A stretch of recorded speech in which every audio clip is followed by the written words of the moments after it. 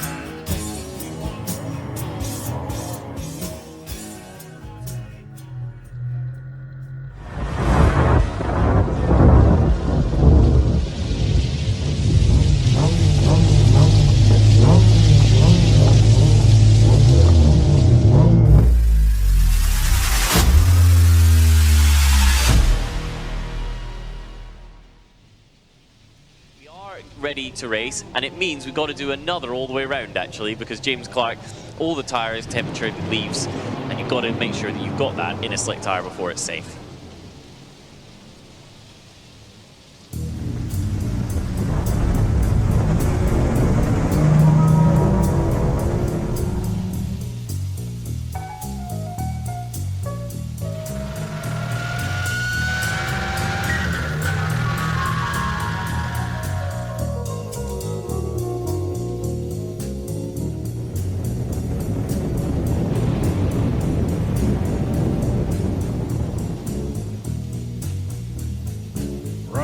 On the storm,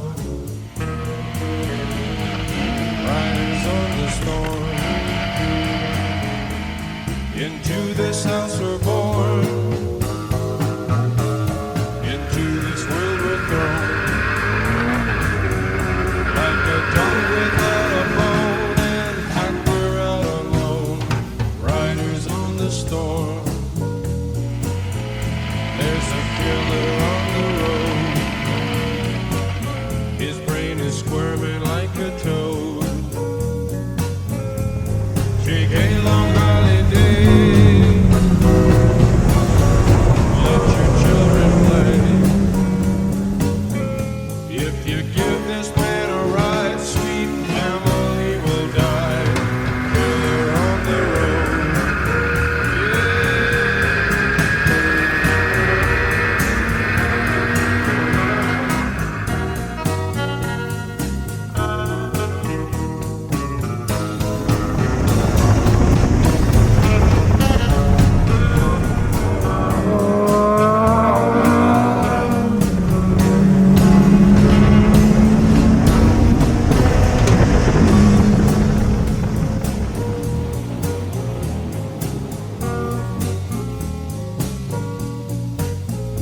Girl, you gotta love your man.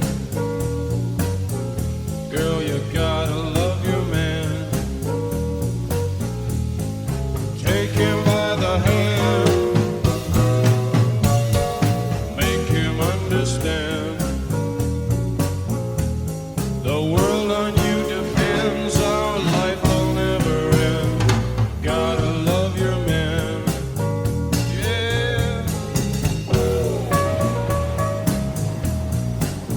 Dickens looks a little bit racing there. You can see he's sat almost menacingly behind James Clark. He has been so close to getting the jump into turn one on each of the previous races. His issue has been that although his reaction time seems a bit better, and although that first phase of the launch is very good, James Clark just seems to have the edge as they pull towards the higher gears.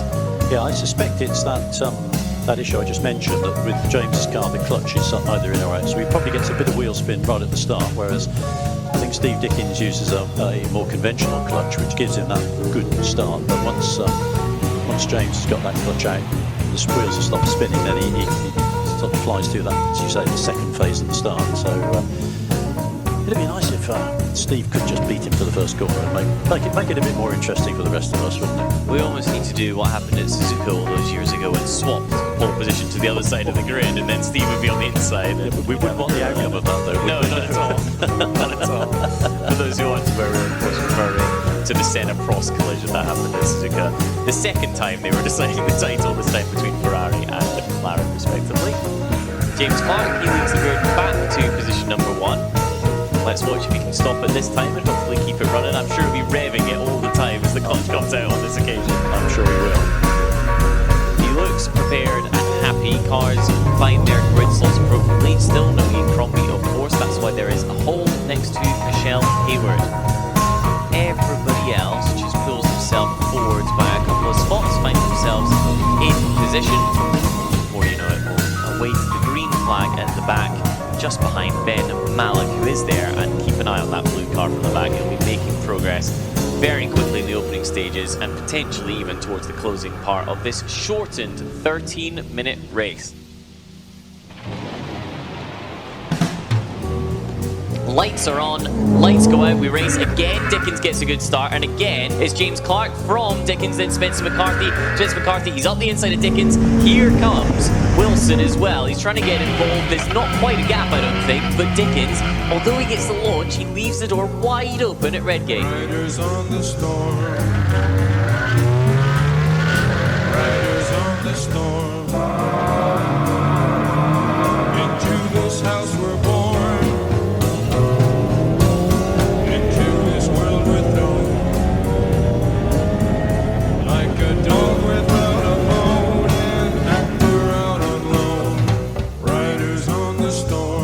Spencer McCarthy away well and chasing James Clark. Michelle Hayward looks very racy in that 82 car. She's applying the pressure to the back of Steve Dickens. Now they're at Compass, no opportunity inside of that because the entry is very, very quick in one of these Clubmans. Then sweep all the way out, where Steve Dickens seemed to have been able to hold a slightly tighter line and hence can get on the power just that touch earlier. Riders on the storm.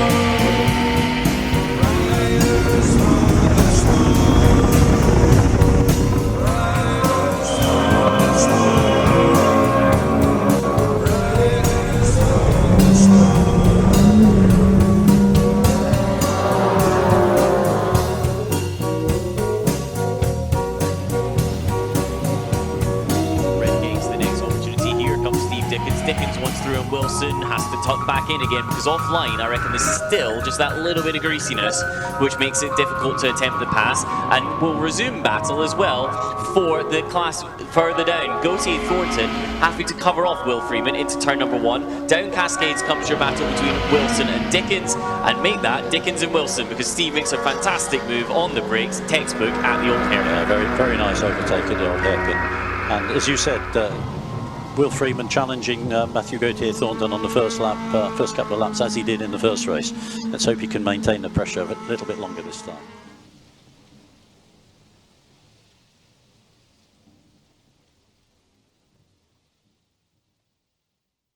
Next up to attack Graham Wilson is going to be Michelle Hayward in that white with little bits of orange 82 car. Michelle again wide actually after Compass entry, and it leaves her on a compromised line all the way through, and that gives Wilson a chance to breathe in the red car just ahead. Dickens meanwhile streaking away in what is now 3rd position, but not streaking away quite to the same extent as James Clark is across the line in the lead once more.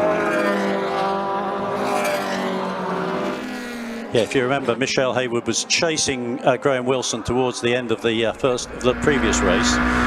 Just ran out of time, but I'm sure she's going to have a much bigger go this time before she's got a bit longer in this race.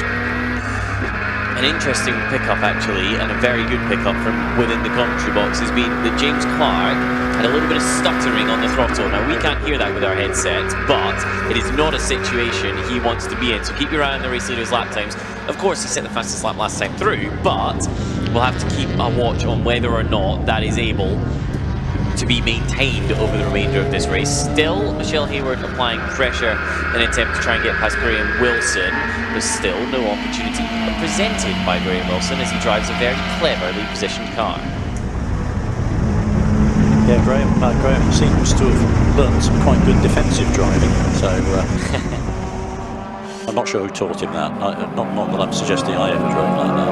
But, I think he had to develop it in the first couple of races earlier on when he got great starts. You're probably right. Yeah. Up to the line, and actually James Clark, your race leader, Yes. no longer your race leader. He has been passed, potentially as a result of that throttle issue, because he looks slow in the straight as well. So not only is Spencer McCarthy through, Dickens is going to attack in towards Redgate. No opportunity for him to find the pass, however, he is there or thereabouts. So new race leader is Spencer McCarthy. James Clark drops to second for the first time in a long time, and Steve Dickens, as they wind their way down the Craner curves, is looking for the move. He positions his car for the inside at the old hairpin. No opportunity there. He'll now set up, and look how much quicker he is when they get their foot to the floor here. Clark pulls to the inside. There's nothing he can do about that. Steve Dickens into second. James Clark has an issue, and potentially quite a big one. Yeah, that was a good spot, but whatever. Oh, Steve's letting go back past again. He obviously felt that the move he took was a little, perhaps he used excess track limits or something, or Steve got a problem, because Steve then let James Clark back past straight away after he overtook him. Steve Dickens might have an issue here. Yeah, There's nothing wrong with the overtake. There was no yellow flags or anything like that. No. All the meanwhile, Spencer McCarthy's escaping, and Steve Dickens has an issue Steve here. Steve is slowing right down, yeah. So Spencer McCarthy leads from James Clark, who's still there, but the stuttering issue is becoming more and more notable. The thing was shaking him to pieces as it came out to the Robert chicane. Steve Dickens is into the pits with his issue, and it means that Michelle Hayward overtakes for second place. She was at the back earlier today. She's now finding herself halfway up the podium. And in fact, leading CSP1. Brilliant effort. So that is fantastic. So we don't call it a Missile Mitch for nothing. she's showing how it's done at the moment, and it is a brilliant effort from herself as she climbs her way up through the order. Not often that your leader of CSP1 is in second either, but at the moment, it's all she needs to do for a fantastic class victory. This is a shot of James Clark, who now climbs his way back up through Schwant's curve, and I reckon that issue is getting a lot worse, and quite quickly as well. Whether he even makes it to the end of this, because we're not at half race distance yet, still 7 minutes on the clock. Yes, it sounds like it's an engine issue, but whether it's, you say, whether he can actually nurse it to the finish or not, we'll have to wait and see. It's with another 7 minutes to go, it's perhaps a bit optimistic to think he might be able to make it. Up to the line then comes your CSPA and indeed overall leader, Spencer McCarthy. Then second place and CSP1 leader is Michelle Hayward. And then in third, we now find ourselves with Graham Wilson. He's right there. He's second in class and he completes your overall podium as it stands. A good effort for some drivers that we don't often see on the overall podium. They're putting in a brilliant drive.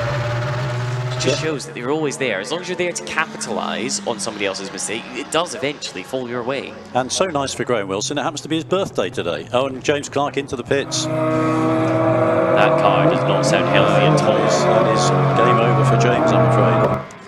It comes down as if it's got the hiccups in pit lane. James Clark's head is being bopped and thrown about inside the cockpit there as well as it tries to stop, then start, then stop, then go again. This is a battle developing slightly further back. The 47 of Wilson able to make some room through traffic, and of course he'll have his eyes all ahead of him, but it's actually from behind that the pressure's coming, because he has to be aware of Paul Masters in that 10 car, whose pace has been quite good thus far. With a sniff of an overall podium, that might just give him the final little bit he needs to try and make some progress up the order. Yeah, and if there's any sprinkles of rain, then Paul Masters will be much quicker. He's a master in mixed conditions. He really can feel the grip. Paul's put that car on an overall pole position before now when it's been difficult driving conditions.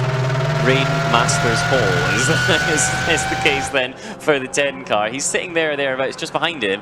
It looks a bit like James Clark, but it is actually Matthew Gauthier Thornton. Yeah, it's Matthew who's closing up on Paul Masters. Yeah. Thornton looking very, very impressive then by the time they reach the bottom of the hill. Gauthier Thornton, he's so confident on the brakes, isn't he? And the car is so smooth on turning. It's almost sort of, I don't know, it flows more than other drivers might be the best way to put it. It doesn't look quite so aggressive, so stop and start.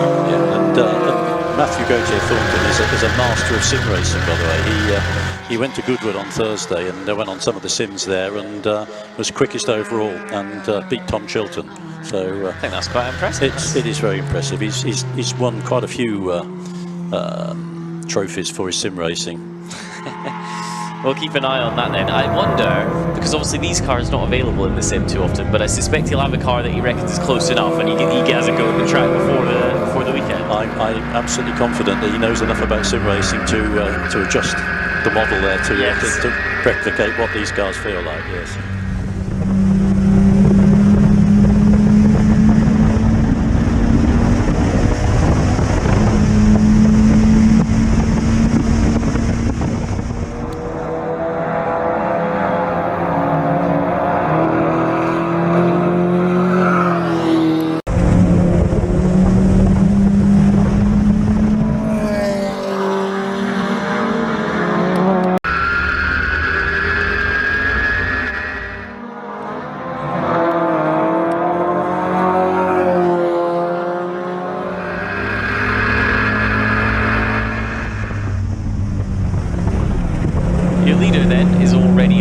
About to start yet another lap. His name is Spencer McCarthy. He's currently executing his way down the Craner curves.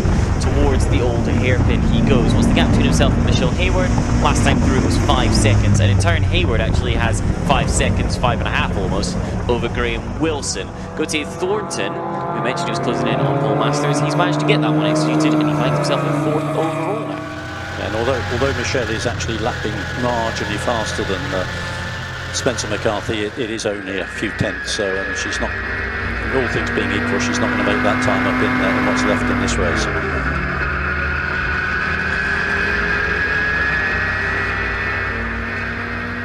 Spencer McCarthy, race leader in the number 30 car, so if you see that out there, it's red at the head of the field. making good progress. A little bit of rain in the air, actually, so you never know. Maybe Paul Rainmasters is looking for a way forwards. Yeah. It's getting damp once more. Yeah, so Michelle actually took a second out of Spencer McCarthy on that lap, so it's looking promising. We could get a close finish.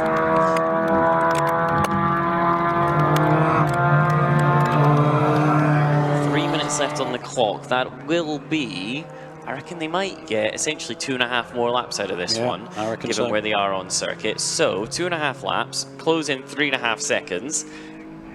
If the conditions deteriorate, if the stress builds, it's not an impossible situation, as we see some lawn mowing going on. That was actually on the inside of the exit of McLean, so somebody was all the way across there attempting to find themselves a little bit more space. I suspect it was somebody getting lapped who was trying a little bit too hard to be out of the way. And of course the difference in lap times could just be affected by lapping other cars at the moment, so it'll be interesting at the end of this lap to see if Michelle's still able to maintain that rate of progress on Spencer. Race leader, Spencer McCarthy, he's still there, however, in that all-red 30 car. Down the back straight he comes, into the Robert chicane. He does look a bit nervous there, doesn't he? The turn-in took 2 or 3 bites until eventually he was able to make it stick.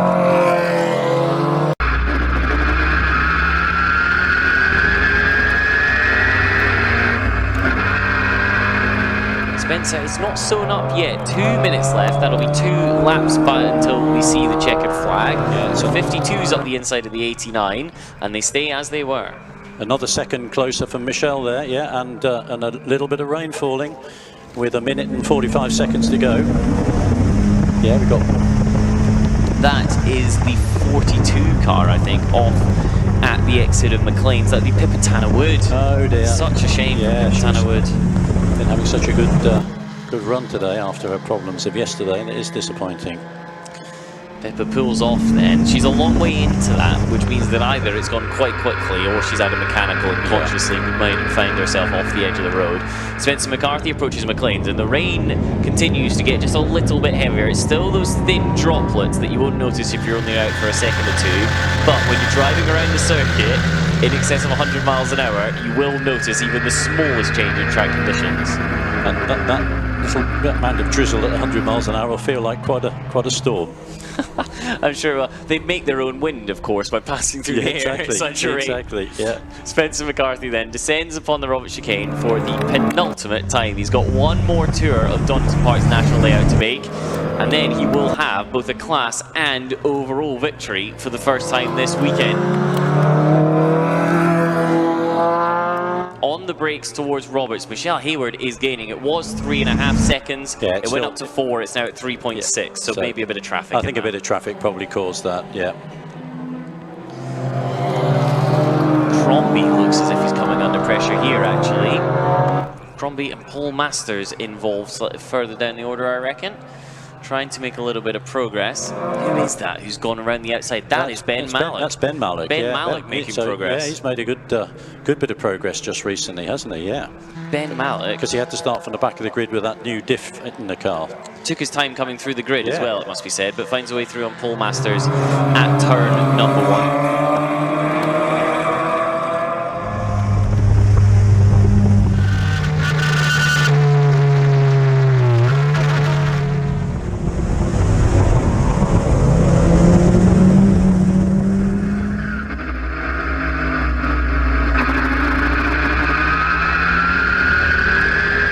This is a shot of Graham Wilson, who's at the bottom of the hill. Graham making short work of a little bit of traffic. That's Gutierrez Thornton behind him, which would be for 3rd overall. Matthew looks like he's going to... A few of these drivers struggling as the rain comes down then, and Matthew Gutierrez Thornton, to be honest, makes quite light work of that in McLean's. A little bit twitchy and squirrely on the exit, but gets it stopped, gets it turned in. Wilson's got better drive out the corner, however, so he'll try to the outside of Coppice. You cannot make that one work, but if he gets the drive again here, he'll close in all the way down the straight. Your race leader is up to take the checkered flag. That will be Spencer McCarthy. A brilliant drive, an overall win and a class win.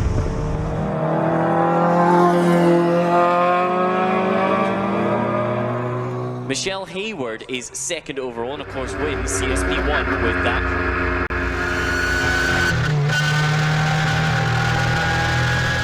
and then we wait for this battle for third. Wilson still has the advantage then. At the bottom of the hill, he did get it back on the straight, and there's nothing Gauthier Thornton can do. Third overall goes the way of Graham Wilson, and then a class win, of course, still to Matthew Gauthier Thornton, so he won't be too upset. He won't indeed. And Graham Wilson, of course, did have the advantage of 70 horsepower more than Matthew, so that helped him down the straight. Yeah. He had the option of the easy overtake, if you like, pull out mirror signal maneuver, and Gauthier Thornton had to make it work on the brakes. A fantastic race though. A few drivers still crossing the line. We'll see the 56 next. That's Steve Littler in the common car. He didn't have quite as an exciting races last time, but I'm sure when the rain counted down, he got his heart pounding nonetheless. I'm sure, and I'm sure he's glad to see the checkered flag, yes. But yeah, in CSP2 we had Will Freeman again, second from Tommy Weir, who actually had quite a battle with Barry Webb in this race. So, and Tommy Weir just beat Barry at the end with Samantha Evans next up.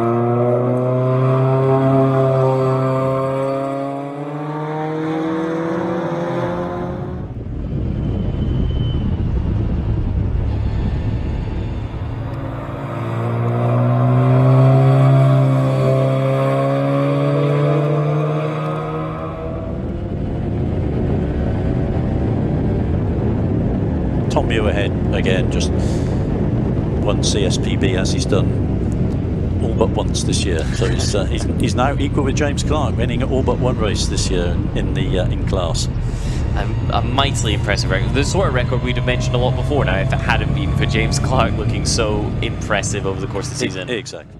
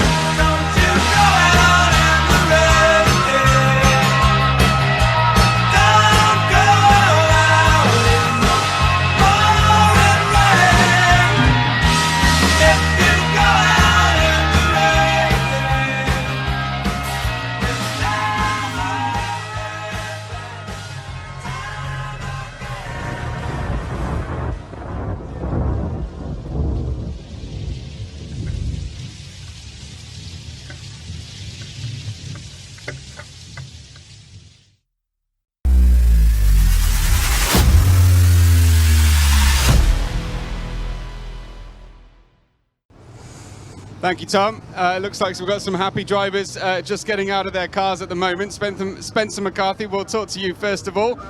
This is a rarity, isn't it? This is a non-James Clark win, the first non-James Clark winner of the season so far. Well, I'm over the moon. I mean, that's well, unfortunate for them. Obviously, they've clearly had some issues, as has Steve. So yeah, that kind of opened the door for me. Yeah, no, I mean, you know, we come along. It's a hobby for us, and so, you know, making a good showing like we have is it means the world. Yeah, I remember to put the camera in that time as well, which is all the better. Fantastic. So you've got the good coverage, as well as, of course, our coverage that you'll be able to watch back. But towards the end of the race, it looked like the rain was coming down and things were getting a little bit twitchy. Yeah, you really got to kind of get a feel for it. It gets very greasy here at Donington very quickly. The myth is the aviation fuel, but I don't believe it, but it's just the tarmac. Yeah, and obviously I saw Michelle creeping up on there. There was that white glow in my mirrors every now and then, and I was like, oh, okay, so I've got to keep on it. Yeah, so it was just really searching where the grip was going to be there and where it wasn't, and yeah, just making the best of it. And once I got a bit more sort of to grips with it, then I was floating it around a bit and yeah, getting some good times, I think, at the end. Congratulations, I'm sure a very successful way to finish the weekend. Absolutely, yeah. I just want to say a huge thank you to the marshals here. You know, they've been and endured all the rain and the dry and the rain and the dry. So yeah, huge thank you to them if they can hear me around the circuit. You know, it's great to be out here. Thanks to Pete, obviously, for looking after the car. And yeah, amazing. On to the next one. Well said. Thanks so much for that, Spencer. Well, I'm hoping to get a word then next up with Michelle Hayward. Michelle, let's have a chat then, shall we? Just behind your beautiful machine here. Spencer was saying you could see your Dayglow orange and white creeping up behind him. So did you feel like you might have had a chance? At one point I could see that I was gaining on him, yeah, and then a couple of back markers I got a bit crossed up at Coppice when the rain came down and had a bit of a moment, and I knew I was running out of laps as well, so I was mindful that I'd actually already got the class win, so it was a bit of a trade-off with whether or not to take any silly risks, so I was glad to bring it back in one piece. How was it feeling out there today? That was really a hell of a lot of fun, and when I saw obviously James Clark pull aside and Steve Dickins, that was two of the main contenders out the race, so yeah, it was all to play for. I'm just so glad. We had a bit of a rotten start to the weekend, so to end with a class win is so unexpected, and just so happy for the team, and I'm just absolutely chuffed to bits. Yeah, so lots of silverware to take home with you as well. Yeah, for once. Come on, team! Fantastic, brilliant stuff. Great to hear from Michelle. I'm not sure whether our other driver is around, is he? Is Graham Wilson around for me? I think he might have disappeared. There he goes. He's wearing a very smart, very clean race suit, and it almost looks like you haven't been racing. So congratulations, and a great podium. Yeah, I really enjoyed that. It's my first year in the Clubmans, and it's really great to get used to the car, and I've got a great car from Pete Richings, so really excited, and it was really good. But yeah, it was a good race. I'm sure it's bringing a smile to Pete's face up in the commentary box, because he's been commentating over this one for us as well. So he'll probably maintain that it's all the setup he did for you. I think so, yeah. He's given me all the secrets, and yeah, it's a great car, and he's been really helpful to help me set it up and get it right. So, but I'm still learning. It's the first time I've been on sticks and wings. I normally race classic cars, so it's really nice to get used to these and get used to the speed and how quick they are around the corners. So, really enjoyed it. How was it when the rain started coming down? Exciting. I did slow down a little bit. I saw Mitch ahead, and I thought there's no one going to catch her. I know she's really good in the rain, so I thought I'll just go for P3 and just enjoy it and not stick in the wall. So it was really good.